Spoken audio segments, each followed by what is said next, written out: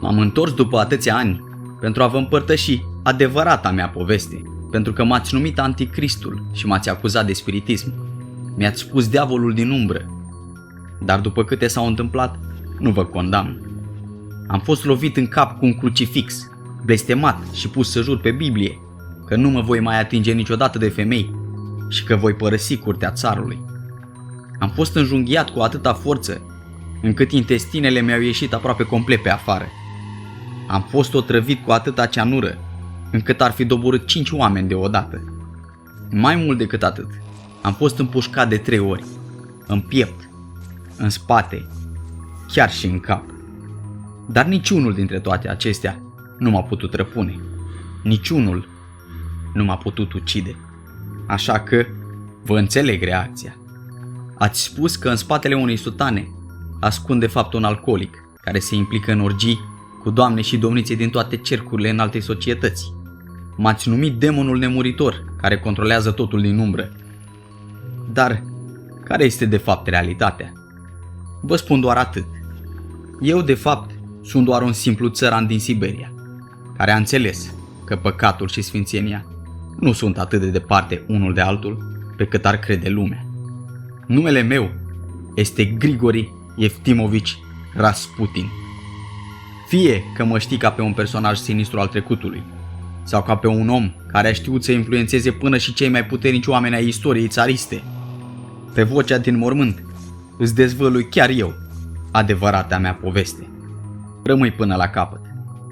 Eu sunt Grigori Eftimovici Rasputin și aceasta este povestea unui țăran simplu din Siberia, care a ajuns să țină în mâini soarta unui imperiu. An după an, criză după criză și felul în care acel imperiu a avut nevoie de 3 morți ca să scape de mine. M-am născut în 1869, într-un sat uitat de lume, Pokrovskoye, undeva în inima înghețată a Siberiei, la mii de kilometri de palate, de aur sau de coroane. Tatăl meu era un simplu țăran, ca toți din jurul meu. Nimeni din satul acela nu ar fi crezut vreodată că numele meu avea să fie rostit într-o zi în aceeași frază cu al țarului Rusiei. Copilăria mea nu a fost una liniștită. Localnicii spuneau despre mine că am ceva, o privire care pătrundea prea adânc, o forță pe care nu o puteau explica. Unii ziceau că am puteri de vindecător, alții mă credeau posedat. La un moment dat al tinereții mele, am plecat într-un pelerinaj la o mănăstire îndepărtată. Nu m-am mai întors omul care fusesem. M-am întors convins că Dumnezeu îmi vorbește direct și că păcatul și sfințenia nu sunt atât de departe una de alta pe cât ar crede lumea. Acesta avea să devină crezul meu pentru toată viața și până la urmă condamnarea mea. Anul 1905 fusese unul însângerat pentru Rusia. O revoluție zguduise străzile Sankt Petersburgului, iar înfrângerea rușinoasă în războiul cu Japonia lăsase imperiul cu un gust amar de neputință. Țarul Nicolae și Alexandra erau, deși nu o arătau public, 2 oameni speriați, izolați, în căutarea disperată de un semn că Dumnezeu nu-i părăsise.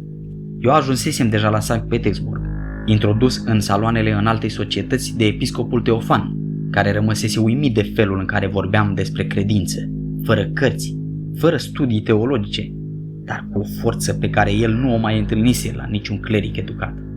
Aristocrația rusă, plictisită de propriul lux și fascinată de ocultism, mă privea ca pe omul poporului, cu o privire hipnotică, venit parcă din altă lume, ca să le arate ceva ce biserica oficială nu le mai putea oferi.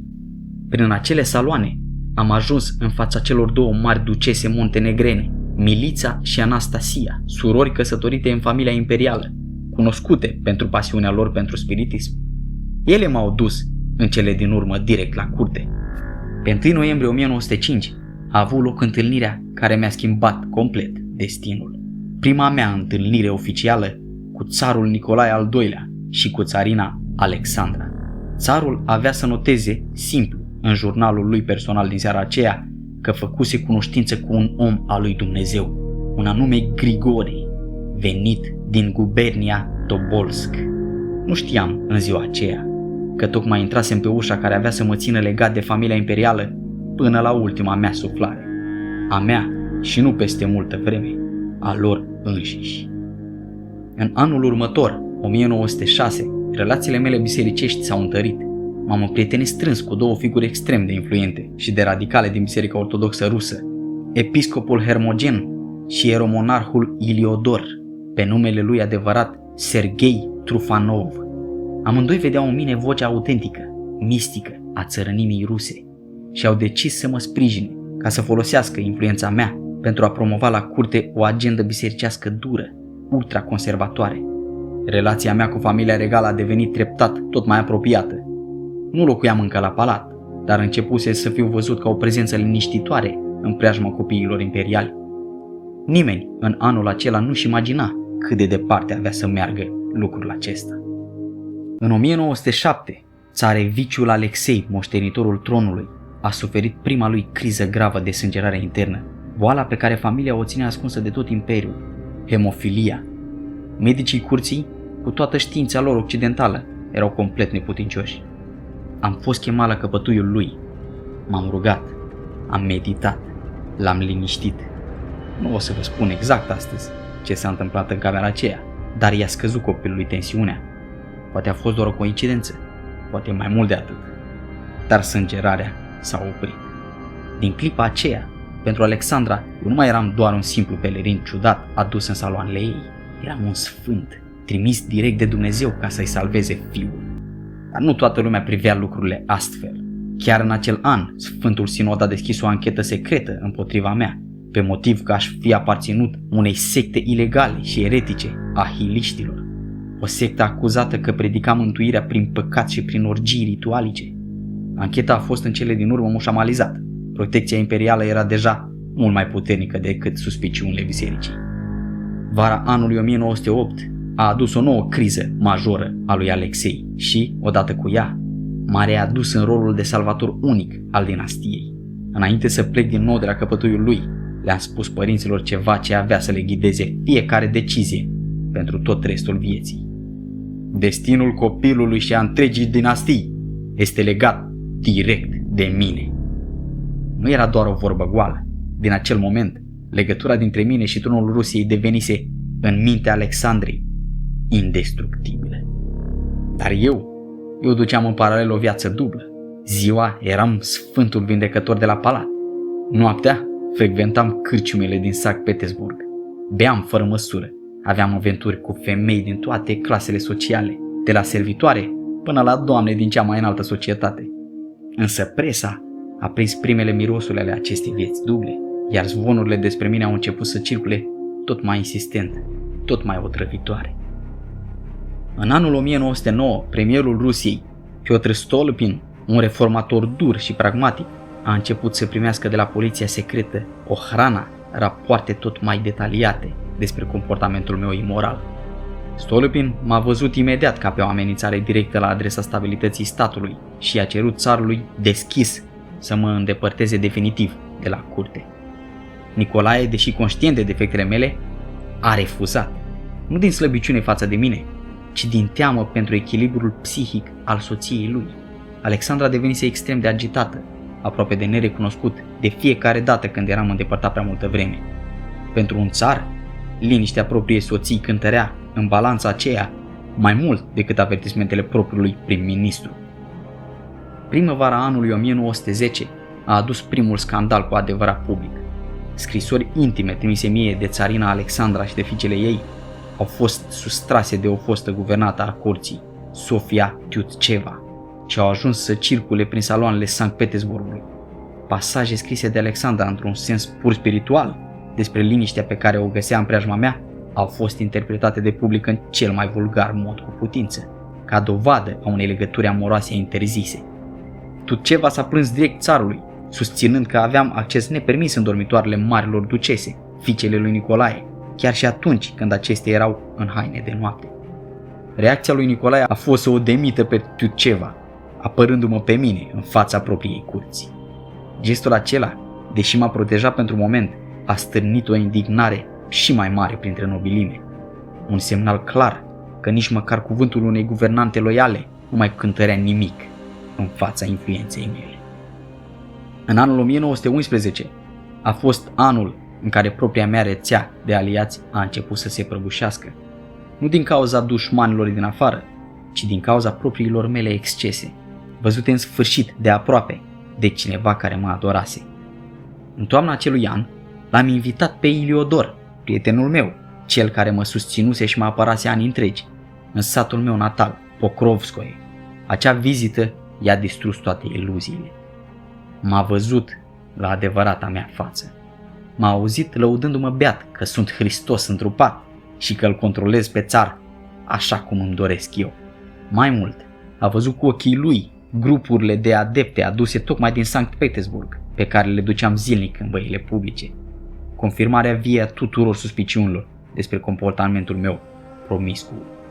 Iliodor însă s-a întors la Sankt Petersburg schimbat. S-a aliat cu episcopul Hermogen, iar în decembrie 1911 mi-au întins o capcană într-o chilie dintr-o mănăstire de pe insula Vasilevski. Acolo, Hermogen m-a lovit peste cap cu un crucifix masiv de argint și sub amenințarea violenței și a blestemelor m-a obligat să jur pe Biblie că voi părăsi curtea și că nu mă voi mai atinge niciodată de femei. Dar nu știu cum, am reușit totuși să scap și am mers direct la palat și le-am arătat țarului și țarinei rănile de pe cap. În doar câteva săptămâni, fără niciun proces, fără nicio judecată, Nicolae a ordonat exilarea forțată a lui Hermogen și a lui Iliodor în mănăstiri izolate din provincie. Din acel moment, Iliodor a devenit cel mai mare dușman al meu. Avea să scrie mai târziu și o carte plină de dezvăluiri compromițătoare, numită Săpătorul de morminte al Rusiei, și avea să orchestreze din umbră, ani la rând, tentative de a mă vedea mort. Dacă a existat un singur moment în care puterea asupra familiei imperiale a devenit de netăgăduit pentru toată lumea, acela a fost în toamna anului 1912, la reședința de vânătoare de la Spala, în Polonia de astăzi. Alexei, fiul țarului și țarinei, pe atunci un copil de 8 ani, a suferit din nou o cădere. A căzut ușor într-o barcă, urmată totuși de o hemoragie internă atât de gravă, încât medicii curții l-au declarat în șoaptă aproape de moarte. Alexandra disperată mi-a trimis o telegramă tocmai în Siberia, unde mă aflam, în satul meu natal. Am răspuns printr-o telegramă scurtă. I-am spus să nu mai lase doctorii să-l turbure prea mult pe copil, că boala lui nu este atât de gravă pe cât pare și că sigur să mă asculte va trăi. A doua zi, sângerarea internă a copilului s-a oprit de la sine, exact așa cum eu am spus. Medicii nu au avut nicio explicație. Pentru Alexandra, aceasta a fost dovada finală, absolută. Eu eram trimisul lui Dumnezeu pentru copilul ei, iar orice om care mi se împotrivea era în mintea ei un dușman al familiei imperiale însăși. Iliodor însă, exilat, însă departe de a fi renunțat, și-a găsit în cele din urmă instrumentul răzbunării. O femeie pe nume Hionia Guseva, fostă prostituată devenită fanatică religioasă, pe care o convinsese an de an că eu eram anticristul și un pericol de moarte pentru întreaga Rusie. În vara lui 1914, chiar în satul meu natal, Guseva m-a așteptat lângă casă și m-a înjunghiat în stomac cu atâta forță încât intestinele mi-au ieșit aproape complet afară. Am fost dus de urgență la un spital din apropiere. Medicii nu credeau că voi mai supraviețui nopții. Dar am făcut-o. Am supraviețuit. Și, ca de fiecare dată, supraviețuirea mea nu a făcut decât să hrănească și mai mult legenda care se țesea deja în jurul numelui meu. Legenda unui om care nici cuțitul nu-l putea opri. La doar câteva săptămâni după ce m-am ridicat din patul de spital, Europa întreagă avea să se prăbușească în cel mai mare război pe care lumea îl văzuse vreodată. Rusia intra în primul război mondial. În anul 1915, țarul Nicolae a luat o decizie pe care mulți dintre consilierii lui au considerat-o sinucidere politică. A plecat personal pe front să comande armata rusă, lăsând guvernarea internă a țării aproape în întregime în mâinile Alexandrei. Iar Alexandra, așa cum bine știți acum, nu lua absolut nici o decizie fără mine. Din acel moment, influența mea nu mai era doar asupra sănătății unui copil. era asupra întregului imperiu. Miniștrii numiți și demiși după recomandarea mea proprie. Boris Stumer, un om slab și controversat, a ajuns prim-ministru cu sprijinul meu direct. Generali și guvernatori schimbați peste noapte, pe baza unor vise pe care le povesteam Alexandrei sau a unor semne pe care pretindeam că le primisem. Rusia se prăbușea încet sub greutatea războiului, soldați fără arme, foamete în orașe, inflație galopantă. Iar poporul, în loc să vadă cauza reală a acestor nenorociri în ineficiența guvernării de război, o vedeau în mine. Rasputin conduce Rusia din Palatul Țarinei, se șoptea peste tot, de la palate până în tranșee.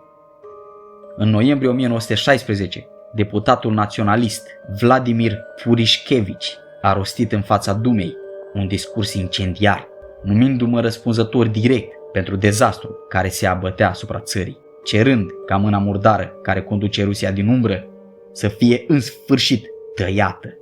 Discursul lui a fost aplaudat în picioare. Un tânăr prinț aflat în țară, unul dintre cei mai bogați oameni ai Rusiei, Felix Yusupov, a luat deja decizia chiar în acele zile că vorbele nu mai sunt de ajuns. S-a aliat cu Purișchevici, cu un membru al familiei imperiale, marele duce Dimitri Pavlovici și cu încă 2 complici. M-au invitat într-o seară geroasă de decembrie 1916 la palatul lui Yusupov, sub pretextul unei întâlniri cu soția lui, faimoasă pentru frumusețea ei. Am acceptat. După 11 ani în care supraviețuisem la fiecare scandal, la fiecare exil și la fiecare cuțit, de ce m-aș mai fi temut de o simplă cină? M-au așteptat cu prăjituri și vin, amândouă îmbibate cu atâta ceanură, cât, spuneau ei mai târziu, ar fi trebuit să ucidă un om de 10 ori pe loc. Am mâncat, am băut, am vorbit, am râs cu ei ore întregi și absolut nimic nu mi s-a întâmplat. Nu am murit așa cum ei se așteptau. Speriat că otrava nu are niciun efect, Yusupov a scos un pistol și m-a împușcat direct în piept, de foarte aproape. Am căzut. M-a declarat mort și a plecat să anunțe restul conspiratorilor. Dar când Yusupov s-a întors în cameră, mai târziu, m-am ridicat și l-am prins direct de gât. Am reușit să scap, am fugit afară, în curtea înzăpezită a palatului. Purișchevici m-a împușcat din nou, de 2 ori în spate, apoi o dată direct în cap, de foarte aproape. De data asta am căzut și nu m-am mai ridicat. M-au bătut și cu o bâtă de fier, ca să fie absolut siguri. M-au legat de mâini și de picioare cu frânghii și m-au aruncat într-o gaură tăiată, în gheața râului Neva, în apa neagră și înghețată de sub oraș. 3 zile mai târziu, trupul meu a fost scos din apă. Autopsia a arătat multă vreme legenda din jurul morții mele. În plămânii mei era apă. Acest lucru reprezenta un singur adevăr, pe care mulți istorici încă îl dezbat și astăzi cu prudență. Gloanțele, otrava, loviturile, niciuna dintre ele nu m-au ucis în noaptea aceea. Ceea ce m-a ucis de fapt a fost apa înghețată a Nevei. 3 zile sub apă, nici eu n-am mai reușit să mai scap din asta. Le-a trebuit ceanură, le-a trebuit cuțite, le-a trebuit gloanțe și un râu întreg ca să mă poată doborî. Istoricii moderni însă sunt mai precauți. Încearcă să arate o realitate ușor de înțeles pentru restul lumii. Spun că multe dintre aceste detalii vin din memoriile lui Yusupov, scrise ani mai târziu, poate exagerate pentru a-și construi propriul mit de erou, care a ucis diavolul. Dar un lucru rămâne cert. Dincolo de orice legendă, în noaptea de 30 decembrie 1916, un om a fost ucis de 3 ori, în modalități diferite, pentru a reuși să moară în sfârșit o singură dată. Un an mai târziu, imperiul pentru care murisem în halul acela avea să se prăbușească complet și el. Țarul, țarina, copilul pe care îl salvasem de atâtea ori, toți aveau să fie executați de revoluționari. Poate că am fost diavolul pe care mi l-au atribuit, Anticristul, demonul care a condus o țară întreagă de la curtea țarului. Sau poate am fost doar un simplu om dintr-un sat uitat din Siberia, prins într-o lume mult prea mare și mult prea coruptă pentru el. Ce știu sigur e că numele meu a supraviețuit acolo unde imperiul nu a mai putut. Eu sunt Grigori Efimovici Rasputin, omul care a refuzat să îngenuncheze atunci când dușmanii lui au vrut să-l distrugă.